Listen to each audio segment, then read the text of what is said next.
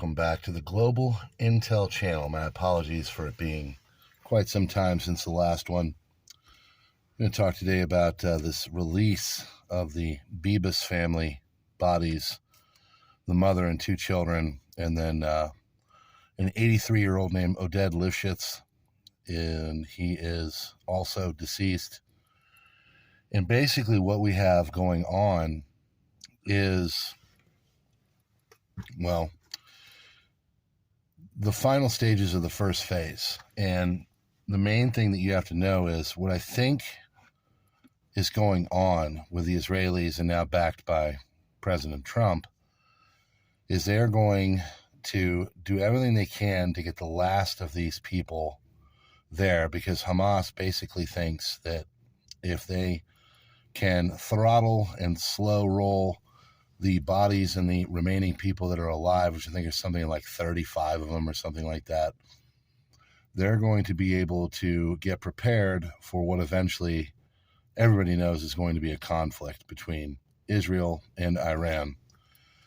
I think at this point it really is an inevitability.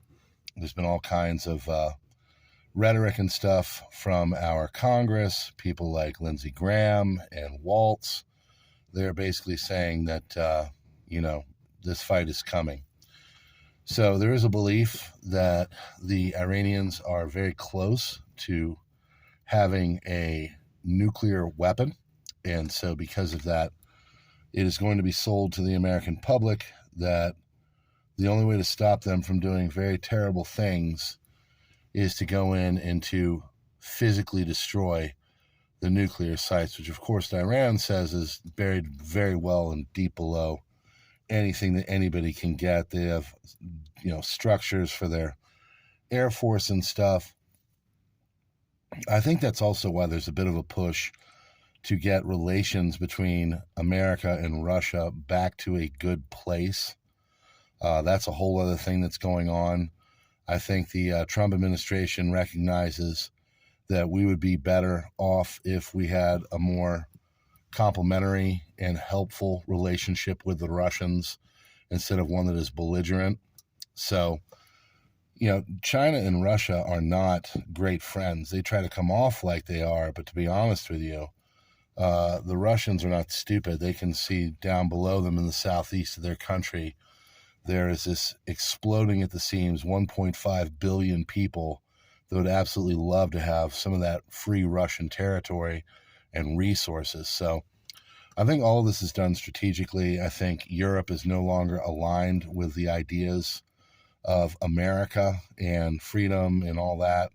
And so it's becoming more and more evident that the Americans are going to try to put a more easy and helpful relationship with the Russians, try to separate them from China, which honestly, if you think about it, we couldn't defeat Russia and China together, but China isolated could be defeated.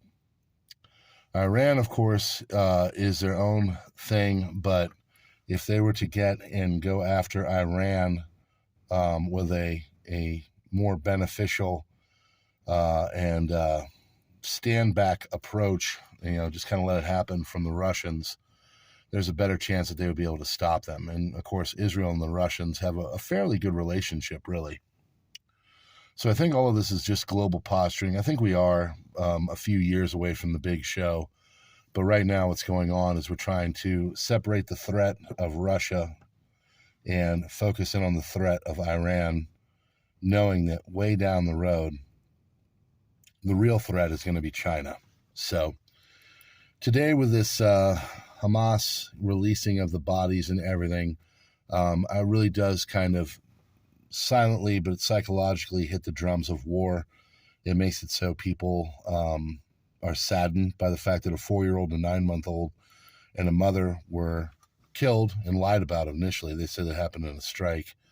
And then, of course, the 83-year-old as well. So the heartstrings are pulling. But for Hamas, it makes more sense because they still have alive prisoners.